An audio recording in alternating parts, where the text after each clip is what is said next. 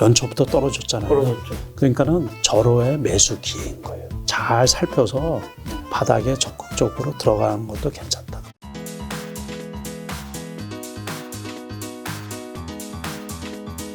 그럼 올해 가장 좀 좋게 보시고 있는, 그러니까 향후 이제 계속 자율주행이든 로봇이든 좋아질 거라 말씀해 주시는 네. 것 같고, 올해만 기준으로 했을 때는 좀. 올해만 기준으로 해서도 이제 애플카 관련주들이 계속 나오지 않을까 싶은 거예요. 아직 그게 진행되고 있으니까. 네. 그거하고 정책 관련주. 예, 그러니까 확정이 된 다음에 네. 예, 그쪽에서 아무튼 예기치 않은 것들이 가끔 쏟아져 나와요. 또는 이 외국 기업이 투자를 했다 그러든가. 네. 뭐 그래 특히 2차 전지 쪽에서 네. 뭐 어디에 새로운 신기술을 개발을 했다든가 뭐 그런 거는 계속 나오지 않을까 싶은 거예요. 네. 애플 또 예를 들어서 요번에 LG 이노션 급등한 것처럼 네. 그런 식의 개별주들이 어디에 미국의 대기업체 특히 뭐 애플이라든가 또는 이제 테슬라나 뭐 이런데 네. 대규모 계약권 그러면 그 대단한 호재일 거 아니에요. 그러니까 예상치 못한 쪽에서 네. 아마 나올 것 같은데 그래도 섹터 쪽으로 보면 이제 2차 전지나 전기차나 그쪽 관련해 가지고 네. 또는 그 메타버스 쪽 같은 경우도 무시할 건 아니죠. 그러니까 그 작은 종목으로 해서 이슈가 어디하고 뭐 진출을 했다든가 계약을 했다든가 아니면 신기술을 개발을 했다든가 네. 그러면은 그쪽에서 한 번씩 계속 나오지 않을까 싶은 거예요. 어쨌든 올해는 한국은행도 지금 벌써 기준금리 몇 번이나 올렸고, 네, 네. 미국도 이제 올해 네. 3-4차례 올릴 텐데, 예, 예. 금리 인상 시기는 지금 금리 인하기보다 주식 투자를 하기에 좀 어려운 건가요? 어떻게 보세요? 어렵죠. 그러니까는 정상화되는 건데 네. 꼭 금리 인하기 때는 돈이 풀리니까는 네. 그게 이제 그 시간차 차이가 있는 거예요. 네. 시간차. 금리 인하는 언제 해요? 안 좋을 때요. 안 좋을 때죠. 네. 근데 안 좋다고 느껴졌으면 시장은 어떻게 했어요? 벌써 폭락을 한 다음에. 그렇죠. 폭락하기 전에 금리 인하는 안 하거든요. 네네. 그렇죠? 네. 미국 금융위기 때도 그렇고 우리나라 IMF 때도 그렇고 뭐 몇 년 전에 네. 코로나 팬데믹 때도 그렇고 상황이 나빠진 다음에 인하. 금리 인하를 하죠. 네.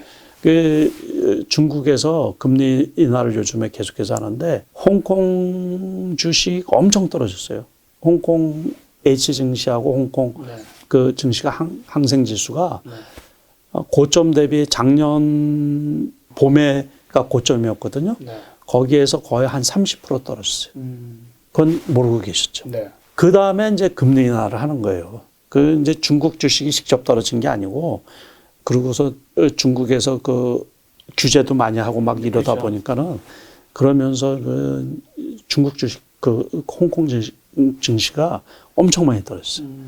그러니까는 이제 어떤 상황이 나빠진 다음에 이게 돈이 금리 인하를 하고 네. 돈이 풀리죠. 경기를 부양시키려고 애를 쓰다 보니까는 악재가 다 반영이 된 다음에 올라갈 일밖에 없는 거죠.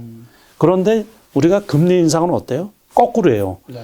주가가 벌써 많이 올라간 다음에 금리 인상을 하는 거예요. 그렇죠. 그러니까 이제 떨어질 일밖에 없잖아요. 그러니까는 주식 투자가 얼마나 어렵겠어요. 그렇죠. 그러니까는 그 이제 어떤 분들은 뭐 네. 금리 인상기에는 이 주식 하라 저 주식 하라 그래가지고서 경기 방어주 얘기하잖아요. 네. 그런 게 어디 있어요? 다 같이 떨어지는 거지. 그래도 뭐 금리 인상이 어떻게 보면 또 금융주, 은행주. 아니 그런 건 벌써 다 네. 반영이 된 그쵸, 거예요. 반영됐죠. 자, 봐서요. KB금융 올랐더라고요. 금리 인상기에 은행은 좋고 그래가지고 그거 벌써 반영이 돼서 지난번에 다 올랐죠. 맞습니다. 그 다음에 금리 인상을 하다 보면 이제 문제가 뭐가 생기겠어요? 연체자가 생길 거 아니에요. 그렇죠. 그럼 그 금융권 부실로 연결이 되겠죠. 네. 그리고 지금도 한계 기업들이 많은데 빚 차입해가지고서 회사를 돌리는데 그 회사들 한계 기업들은 망할 확률이 높겠죠. 금리가 높아지면. 네. 그러면 그 부담을 누가 져요? 은행이 다시 지겠죠. 그러면 은행 주가가 올라가겠어요? 아니겠죠. 네, 그러니까는 네. 다시 말해서 금리 인상기에 은행 금융주가 올라간다는 것도 초기에 그렇다는 얘기지. 네, 그러니까 그렇게 되면 주가가 떨어지겠죠. 네. 그래서 쌤쌤이란 얘기예요. 그러니까는 그거는 말하기 좋아가지고서 크게 못 보고 네. 일시적인 현상이지, 일시적.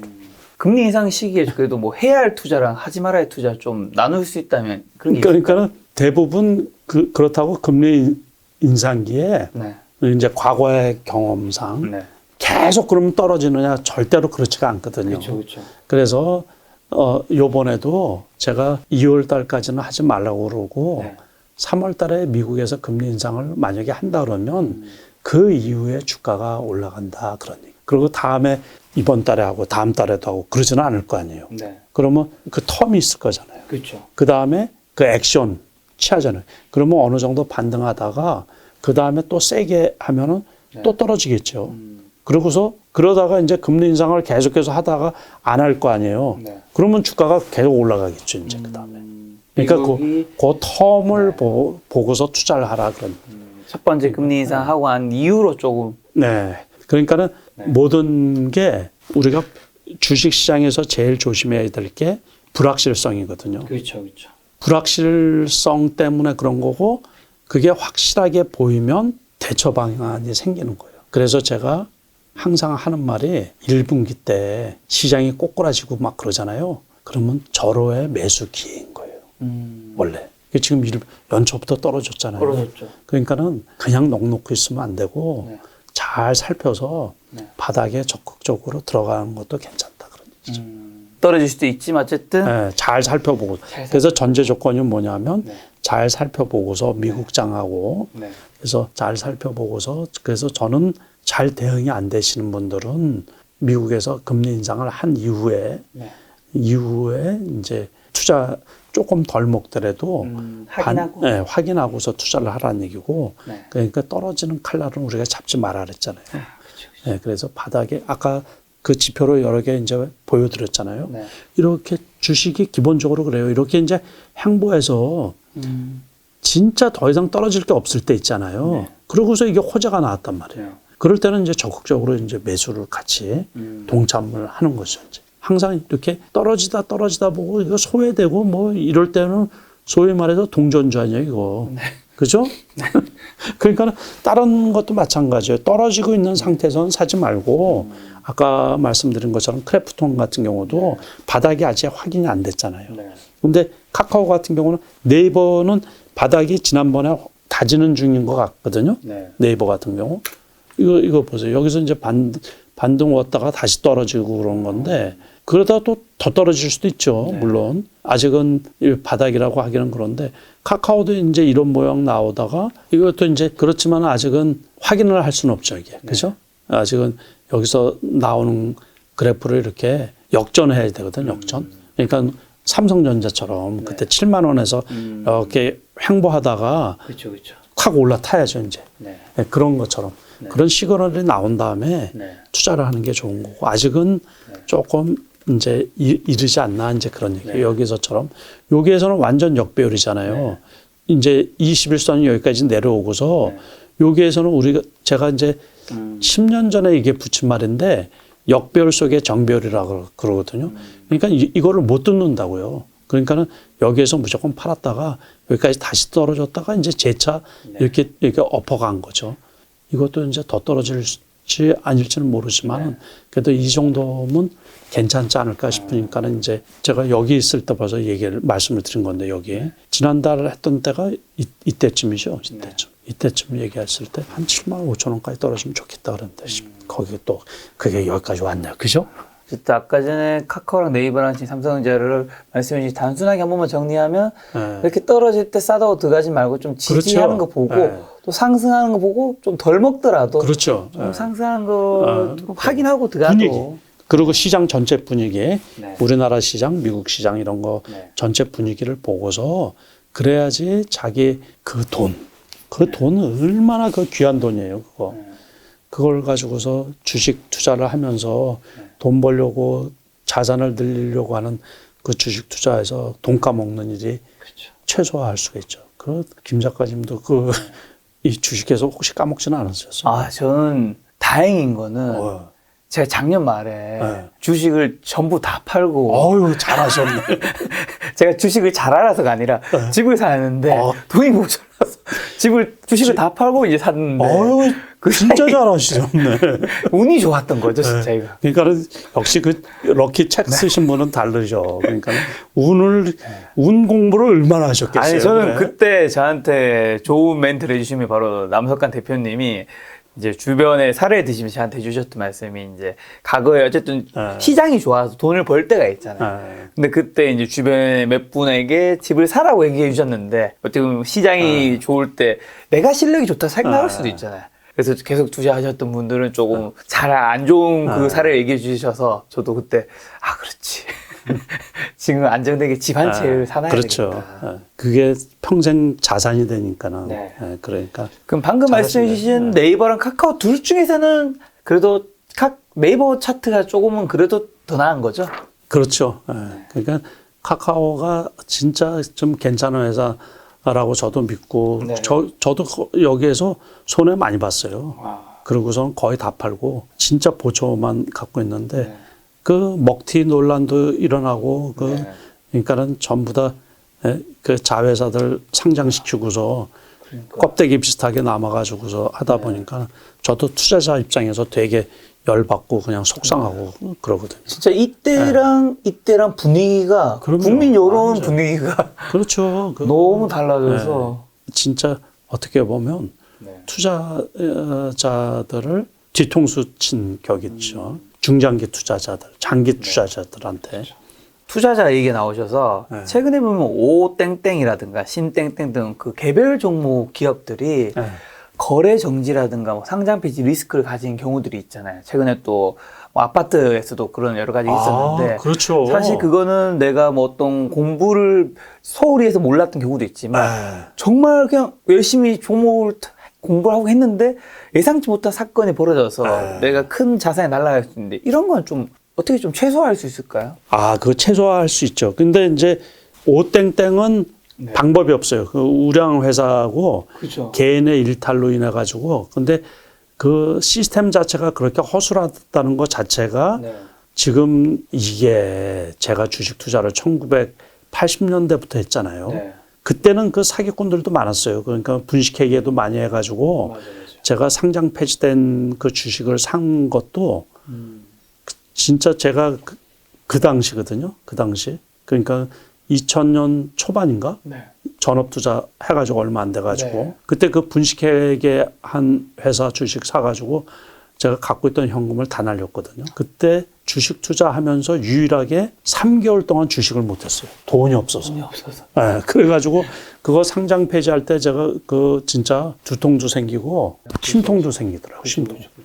그 스트레스를 엄청 받아가지고 그래서 그거를 결국에 정리매매할 때 정리를 하고서 그렇게 했는데 그 오땡땡 같은 기업은 알아낼 방법이 없어요. 그걸 뭐 작정하고서 그렇게 했는데 그런 경우는 어쩔 수 없고 저도 그때 그 상장 폐지된 회사를 가지고 고민을 무진장했어요. 그런데 제가 그때 그 과감하게 그냥 정리매매 때 정리하고서 남은 돈으로 주식을 다시 시작을 했거든요. 그래서 그때 이제 고민했던 부분은 그 전까지 제가 잘했거든. 그리고 이것도 허위 공시에 속아가지고 그때 그 종목을 샀는데 8분기 적자에다가 그게 흑자로 그때 돌아섰다고 이제 공시를 냈는데 그게 가짜 공시였죠.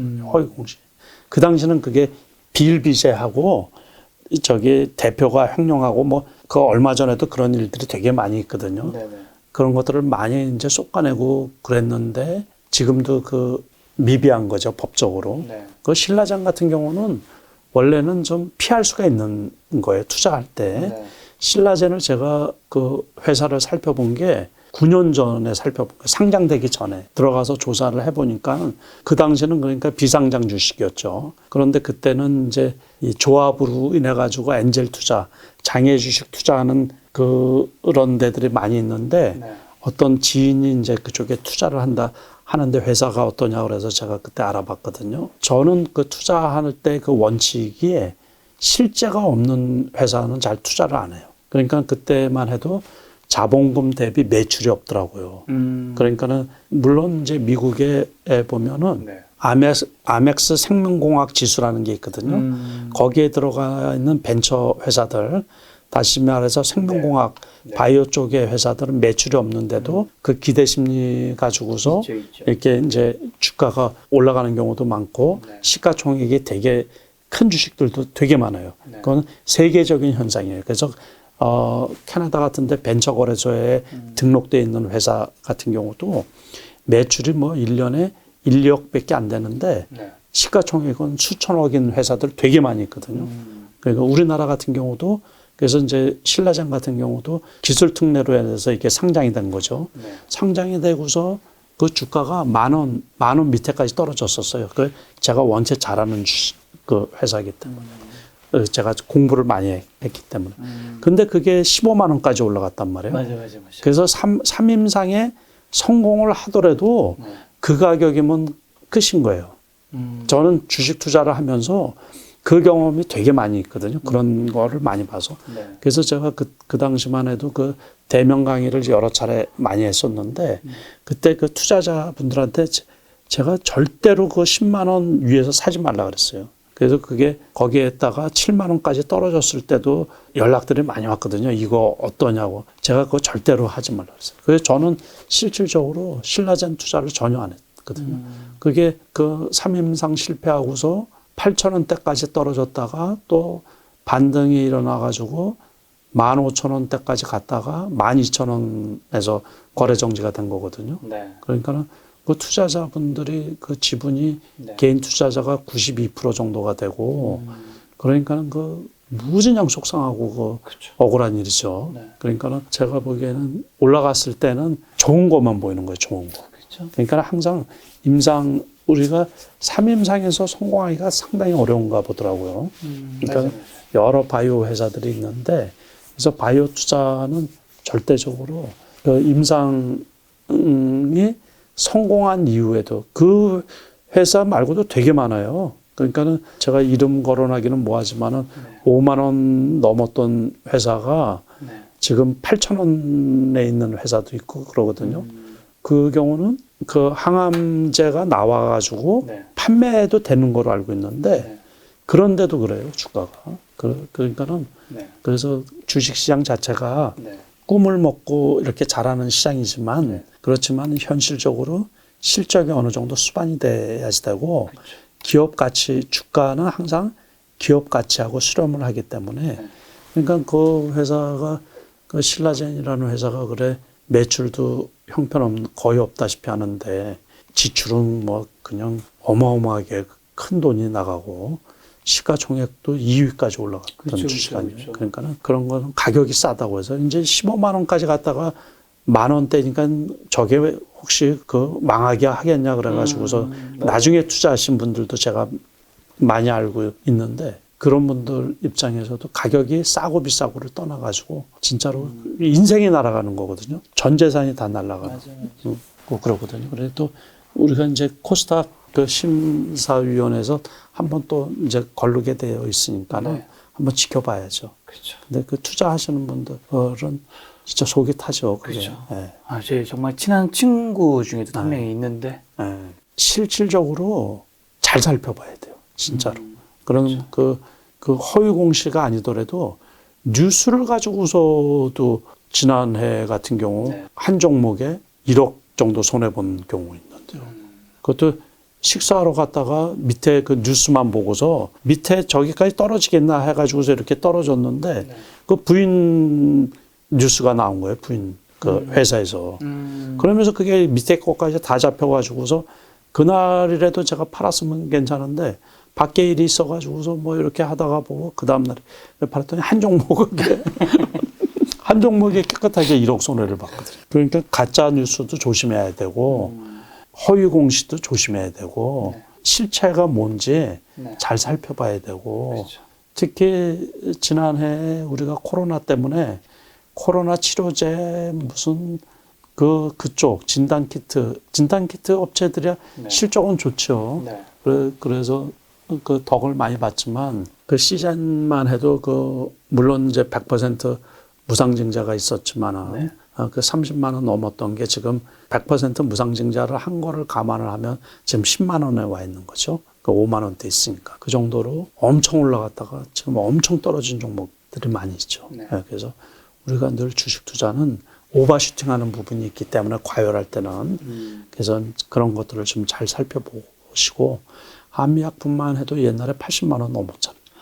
그러니까 그때 5조 이상 우리나라에서 그 기술 수출을 하면서 맞아요. 그래서 어마무시하게 올라갔다가 그렇게 급락을 한 것처럼 저는 그런 거를 많이 봐가지고 저게 제가 생각하는 적정 가격이라는 게 있잖아요. 그런 것보다 일단은 제가 못 샀으면 그러니까 아예 안 들어가요. 그러니까 중간에 들어가는 경우가 거의 없이 그러니까 뒷설거지 해주는 꼴이 돼버리는 거죠. 그 피 같은 돈을 걷다가 보태면 안 되겠다. 신풍제약만 하더라도 그 10,000원짜리 회사가 작년에 20만 원 넘었었죠. 그러다 지금 2만 원대에 와 있는 걸로 알고 있는데. 많이 빠졌네요. 그렇죠. 2만 원대죠. 10,000원짜리 주식이 말이에요. 10,000원도 안 됐던 주식이 20만 원이 넘었는데 그래 지금 2만 원. 이런 주식도 그 장기 투자한다고 해서 하시면 안 돼요.